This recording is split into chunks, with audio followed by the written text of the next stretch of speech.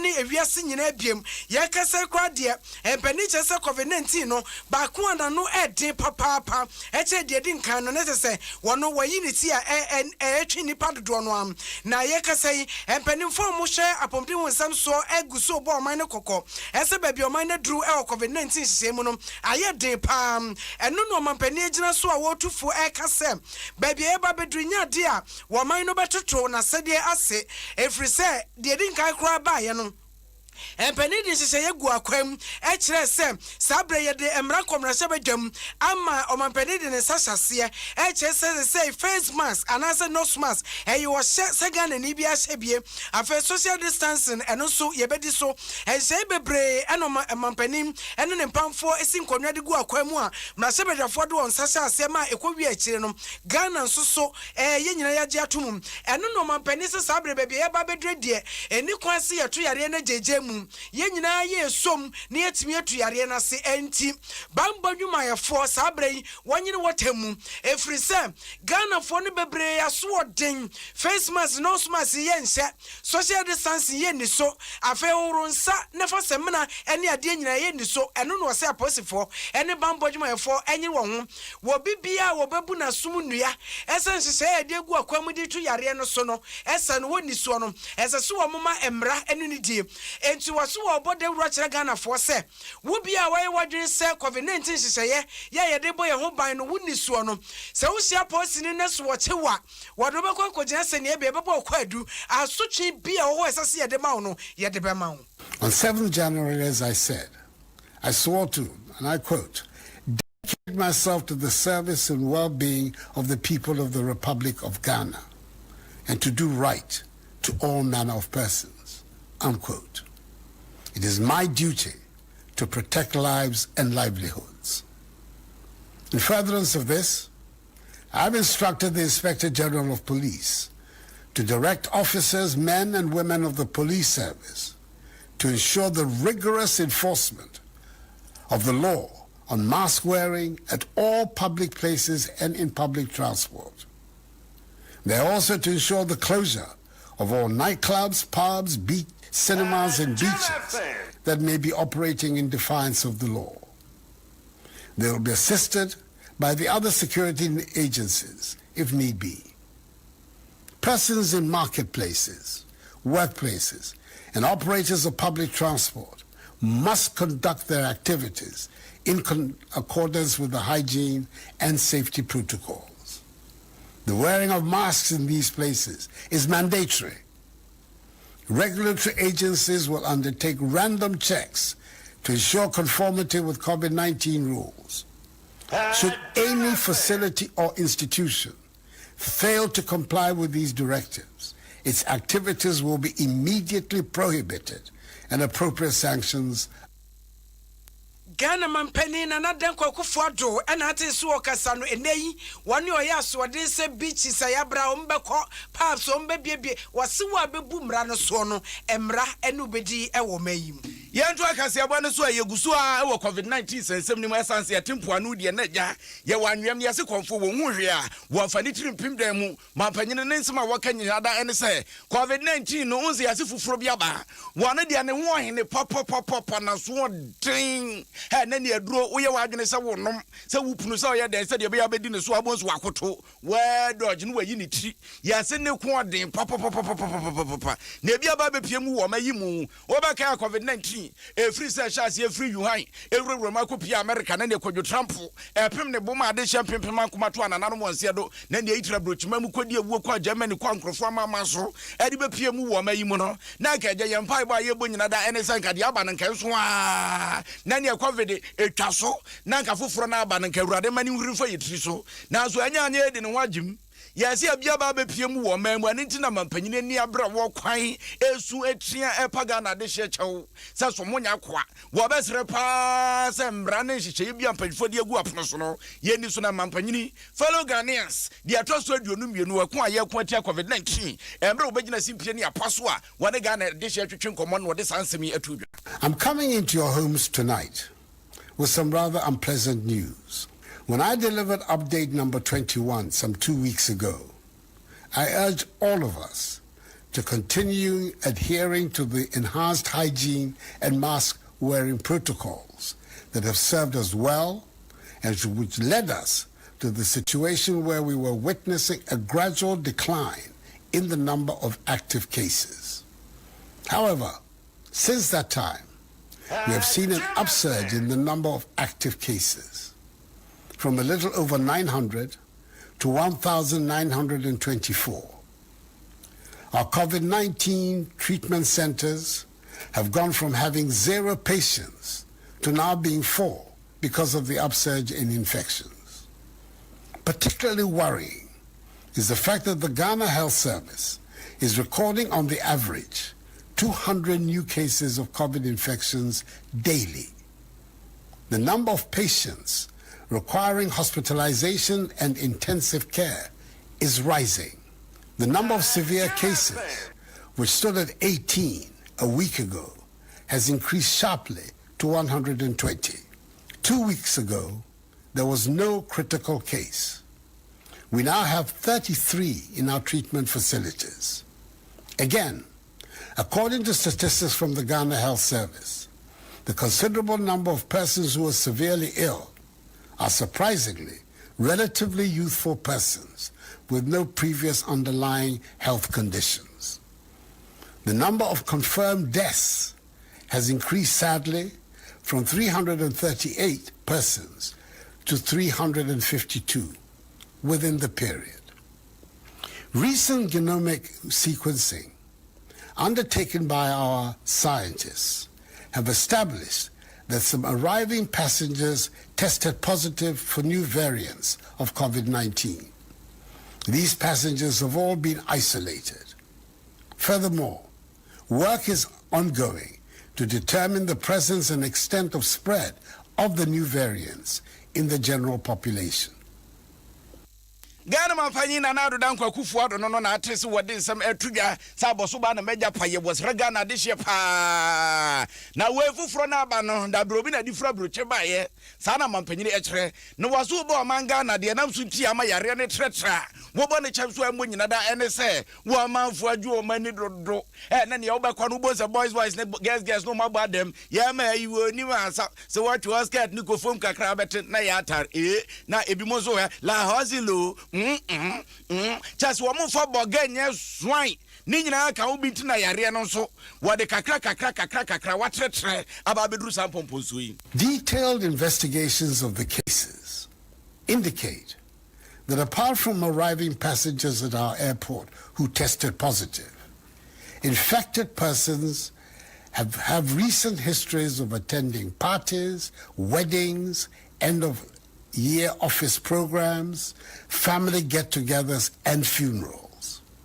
At these gatherings, most of them abandoned the use of the masks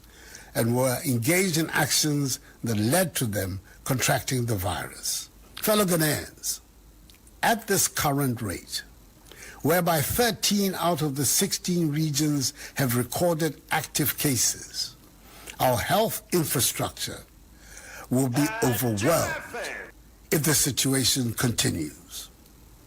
It will severely undermine the efforts government is making to revitalize the economy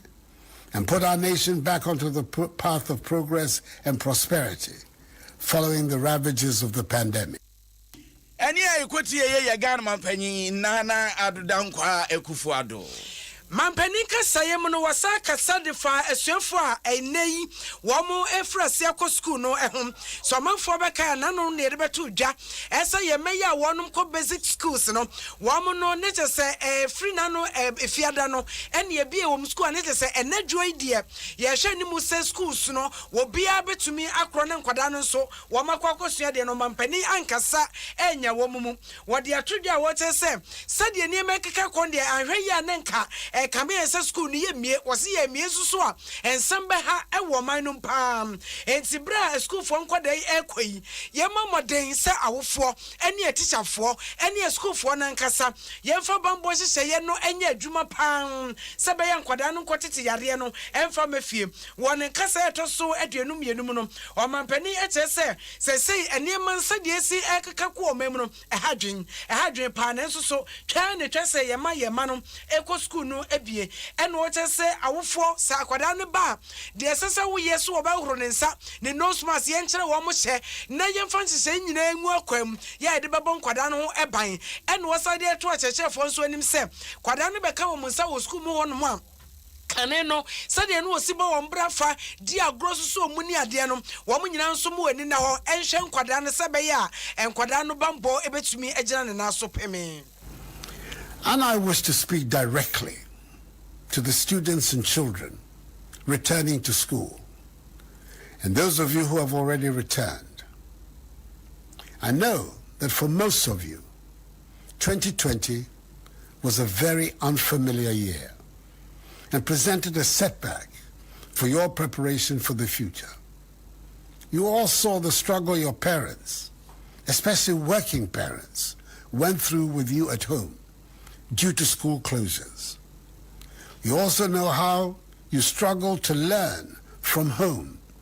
even for those of you who were lucky enough to continue with some of your classes online.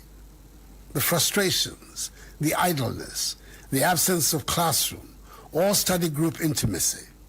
it has all been extremely difficult for you, your parents, teachers, and everybody involved. This is something we should all try to put behind us. Much of that depends on you. As we take these big steps to go back to school, your attitude, your behavior, your self-discipline will decide whether or not our schools will remain open. I'm pleading with you. Please observe the COVID-19 protocols at all times. You must maintain the level of discipline and sense of responsibility to stop the virus from spreading in your schools and for those students at home as well. Wear your masks at all times. Wash and sanitize your hands. Ghana mampeni na nadidan kwa kufu ado ena wapusani minimu no. Yantu aso ye to aso di Ghana Health Service dwumaku a wo ne hwepom de won samso wo mayimu panyimpa wakasa de mo ye Jacob akwa ando nene wo panyin wo de smatodwa wo ase ade a wo ba be ye nie wo ba ba twitonton sansan no abomu konkonkonkon anopawia ne anwumre ama Ghana de hye atibina fe ncheche mu pie mu do wo de ama Ghana de hye fa COVID-19 ho wo ase atoda bia bo se COVID-19 no wo manfo de di agrubu grazo na COVID-19 no kureni ho wo bi zo na me kra de mi hu zo bi anya bida eti yare no empanyufo na yare ya bi mu se eskafo yare mo korwemo na makese na mu kodidi mu nua na anwa no kota mu na nyam yare ya na ya ne yekwasha wu nose mask ebi mu tese mbasa enu amanfo keka enu na Jacob akwa ando wasi na ne afepa na Ghana de so mo de betata yen wasi education no awurade ebesu wa na wenya de foforo wasase a woye dada na so ba bia duro ne de o so ka kwabunu mu se de be ya wo manfo beti COVID-19 ase no wankwa ya be fa so ayare no ye betimi adi ni so nkunim. Yeah, started education for be first one, no virus, no information at the my first one, the same thing now, but the when I say, you see, ECB affairs and anchor journalists, no media outlets, mobile, my this information for out, no, a brass kakra, a brass, no, so a mamma phone, so I say, or more at the other kakra, or more need umbrella, so physical distancing, yes, she knows my PB, she knows my, and I say, yeah, better that, and then be sanitize and maybe use. That message is now, yes, I be Kenya, and be a month for being a no, and quite that's why the messages and I said, near my near any first boy, home buying. It's a cost why it's a boy and near home buying. Eni ekoti ye panyimpa Ghana Health Service wono ne kasa Adom Jacob akwa ando e na ati se wo kirem se de opamumra ya yenyina se egu ahomkoko COVID-19 ko ye die yetimi kase ye je ahome ekua eni amanfo nso so ekeka wo madwino ha otekwa bana Isaac wase mo ya campaign de mo ahunu se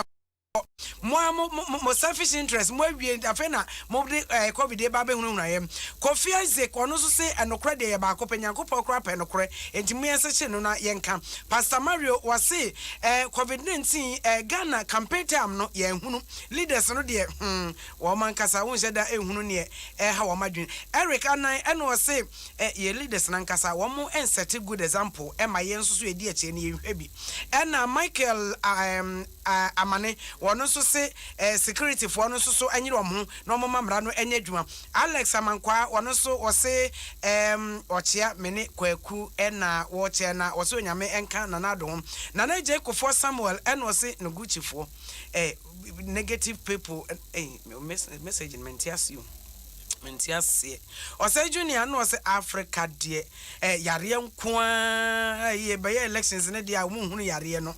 saa na omo ye Dafina Amoakoa enso so de adwenkyere ne bi aba ena ye nu ekra ye friends Joseph Intando o se Ghana fo ye ma ye ne na ho na ye be di bronya no woni na busuafo nyina nya covid bi na bra wo ma bread de enya asem ketwa ekra ye bra na ye be na Clement Samuel message awade ba wasi atwa botantum yi tieni o ka kire kwaku se suniti na da kuni tirbete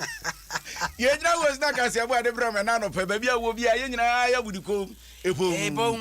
obi dum bie kwaku adu kumemene atwa botantim na ekwa echampoma safo adu kwaku nchiankoma ayi kwakutawia ye cha kwakutawia openi kwakutawia mechia papa sa unza menu ya be mam kasa wo yera ayem no nani opanyine mu akwa aba me ntompa Kofi Asa ne bo echi dombo ya donten sa so na bagura de sha yo 5 award winner papa